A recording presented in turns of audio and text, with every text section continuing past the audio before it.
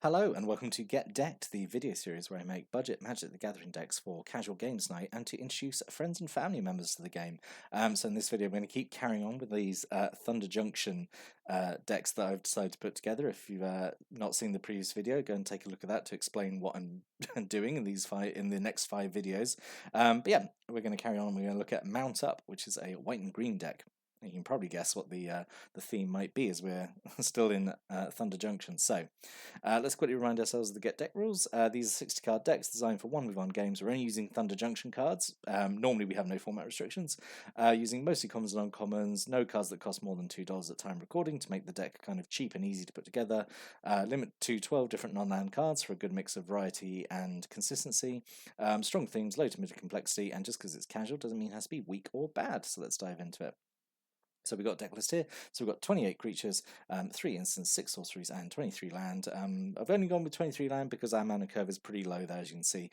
Yeah, let's dive into it and see what the deck does and how are we winning. So the green-white draft archetype in Thunder Junction was Mounts, which was kind of something that's I guess people have wanted in Magic for a long time, like this idea of, like rideable creatures that give either the rider or like the steed some sort of like bonus, and we finally done it in Thunder Junction, which is cool. Makes sense to have it in a kind of a Wild West set. So all the mounts have like this saddle ability, and it's kind of like crew for vehicles, but not as such because mounts can attack without being saddled. It's just they usually, if you they get a bonus if they're saddled. So look at Congregation Griff, who's like kind of like the draft, like the signpost on common, I think, or one of them. So one, a green and white for a 1/4 with flying and lifelink. If it attacks while saddled, it gets +X/+X to learn turn, where X is the number of mounts you control. We've got a whole bunch of mounts in the deck, so pretty big bonus. It has saddle 3, so saddle is you tap any number of other creatures you control with total power 3 or more, and this mount then becomes saddled. Saddle only as a sorcery. So it is like a bit like crew in that you're giving up one creature maybe, or like possibly multiple small ones to make another creature like better in that way, or get some sort of bonus. I think it's a really cool ability.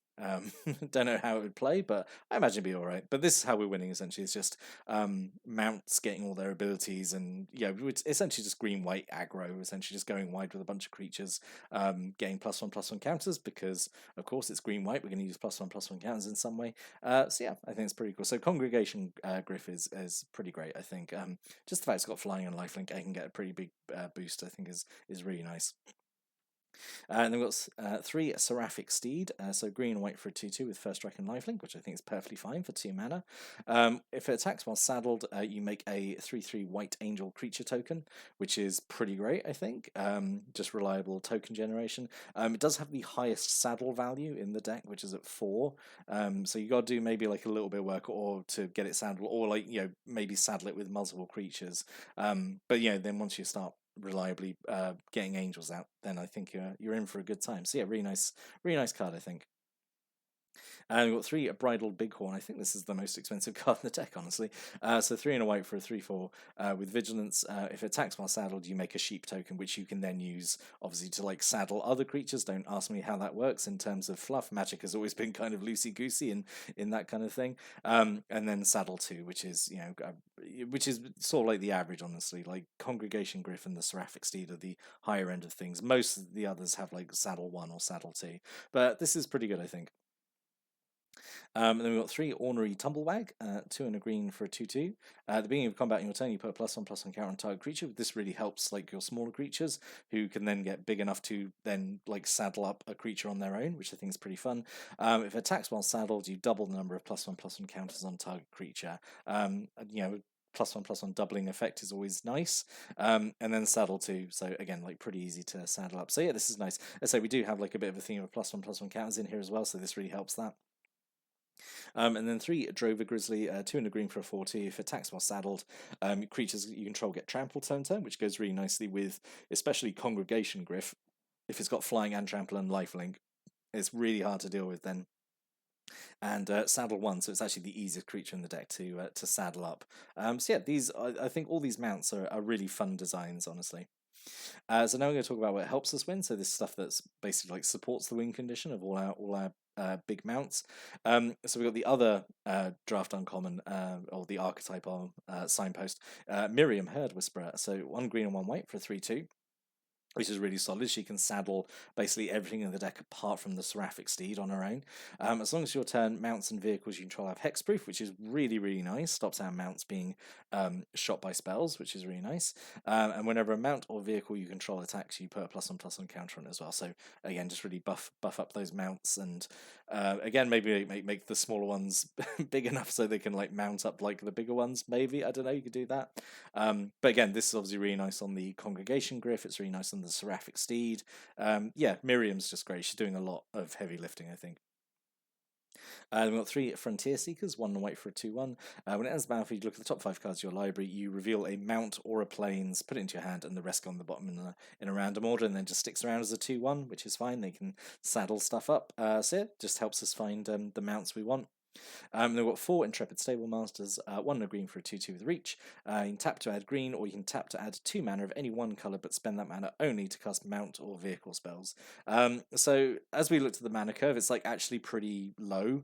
A lot of those mounts are actually pretty cheap, but like it still helps to have like a mana dork as well, doesn't it? So yeah, really like Intrepid Stable Master. And then we've got 3 Wily Duke, the Atian hero. Atian? I think that's how it's pronounced. Anyway, so 1 green and white for a 4/2 with Vigilance, which is like just a really nice stat line anyway. And then has the ability which goes really well with him mounting or saddling up creatures. Whenever he becomes tapped, you gain life and you draw a card. So obviously, when you saddle stuff up, you tap it. So this goes really nice. So he can either attack anyway as a 4/2 with Vigilance, or he can saddle up anything in the deck. And when he does, you get some life and draw a card, so it's perfect, really. So yeah, really nice card. Had to have at least 3 of them, I think. And then I put Requisition Raid here because I guess it sort of helps. It could go under the what stops our opponent winning as well. It's just a really fun utility spell. It's one of these spree spells. So it's 1 white mana plus, and then you choose 1 or more of these options. So +1 to destroy an artifact, +1 to destroy an enchantment, and then +1 to put a +1/+1 counter on each creature target player controls. Mostly, I think we want the +1/+1 counter thing because it makes all our guys stronger. We got Brushwag to help with the +1/+1 counters. So that's kind of why I put it under like what helps us win, just because it makes our creatures bigger. But obviously, it does have the utility as well of doing a disenchantment effect. So we're going to talk about what stops them winning. This is really quick. So we've just got 2 removal spells, essentially. We've got 3 Steer Clears. So 1 white for an instant does 2 damage to an attacking or blocking creature, or 4 damage if you control a mount, which we almost certainly will. Like pretty much half the creatures in the deck are mounts. So 1 white mana to do 4 damage at instant speed is pretty solid. We like that.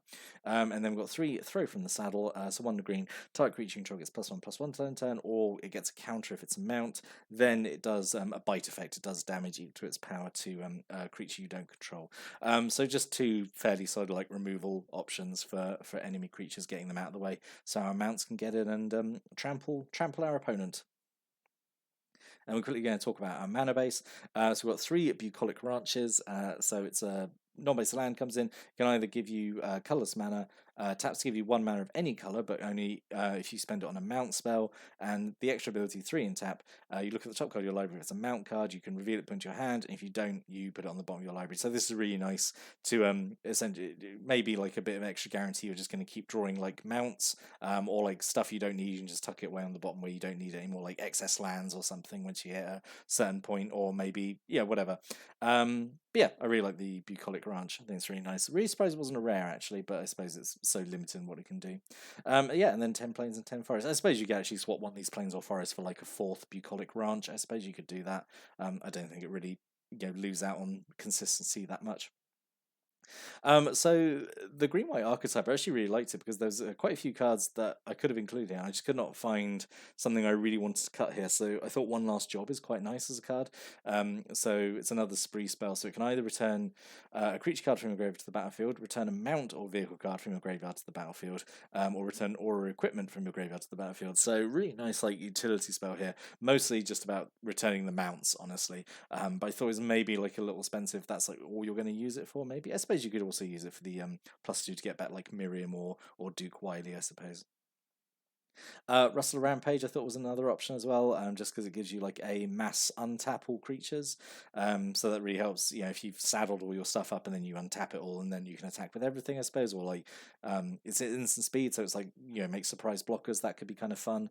Or it's the other options to give something double strike to turn, which obviously goes really nicely on like the Congregation Griff or like any of the other mounts who have gotten really big. And Shepherd of the Clouds, so 4 and a white for a 4/3 with flying and vigilance. When it ends the battlefield, you get a permanent card with mana value 3 or less from your graveyard to your hand, but it goes back to the battlefield instead if you control a mount. I thought this would also be okay, but I thought it was maybe like a little bit expensive, maybe, but it is still like a 4/3 vigilance. As I say, like these decks are really just here as inspiration. Obviously, if you like the look of them, take them away, do tweak them however you want. Absolutely. So I'd love to know what you think about this deck. Is it a deck that you would enjoy playing, or you have a friend or family member you think would enjoy this kind of deck? As I would sort of talked about some of those cards that I could have included, but like, do you think there's any other cards in the set that could have been included in here? Do you think there are cards from other sets that could be brought in? I'd really like to hear your thoughts about this deck as always. Stick a comment below, but I'll be back next time with another one of these Thunder Junction Get Decked decks. So hope you stick around and watch that one. But until then, thanks for watching and listening, and have a great day.